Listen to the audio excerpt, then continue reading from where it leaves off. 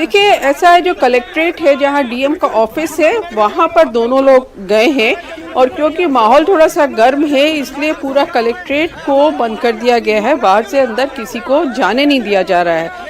तो इस तरह का वहाँ पे माहौल है और मंत्री और विधायक दोनों कलेक्ट्रेट ऑफिस में हैं और आपस में बातचीत हो रही है। जो विधायक को शिकायत है उस पर बातचीत चल रही है और मंत्री अपनी तरफ से कह रहे हैं कि जो जल जीवन मिशन के तहत पानी पहुंचाने का काम है वो कितनी जगह पहुंचा दिया गया है।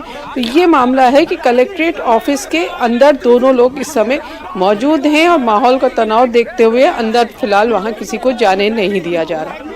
रुचि जी, का किसी की बात हो पाई है स्वतंत्र देव सिंह से या बृजभूषण सिंह से कि अभी क्या मामला दोनों के बीच में सुलझा है या अभी भी इस तरीके की तनातनी बनी हुई है?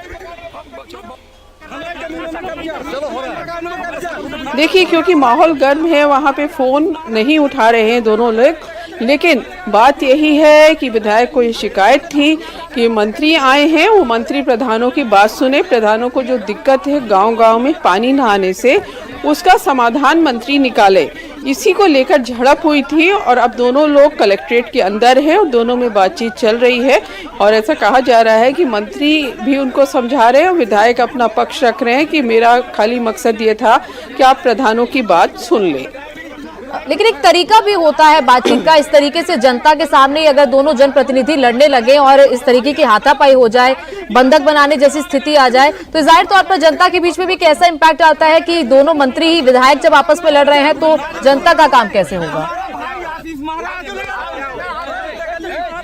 जी बिल्कुल, और बड़ी बात यह है कि दोनों ही बीजेपी के हैं। स्वतंत्र देव सिंह भी बीजेपी के बहुत सीनियर नेता हैं, वो प्रदेश अध्यक्ष भी रह चुके हैं, मंत्री हैं, और वो विधायक भी बृजभूषण राजपूत भी बीजेपी के ही विधायक हैं। तो एक पार्टी का विधायक अपनी पार्टी के मंत्री से अगर इस तरह से झगड़ा कर रहा है, झड़प हो रही है, भले ही कार्यकर्ताओं में हो रही हो, लेकिन वो सरकार के लिए एक असहज स्थिति ज़रूर पैदा करता है कि अगर विधायक को अपनी पार्टी में कुछ दिक्कत है, मंत्री से कुछ बात है, तो मंत्री से बात करने का तरीका कुछ और होना चाहिए। ये नहीं होना चाहिए जो महोबा में हमें दिखाई दे रहा है कि किस तरह से विधायक के समर्थक मंत्री को के काफिले को रोक रहे हैं। स्वतंत्र देव सिंह आपको दिख रहा है कि वो गाड़ी से उतर कर आके रास्ता खुलवाने की कोशिश कर रहे हैं।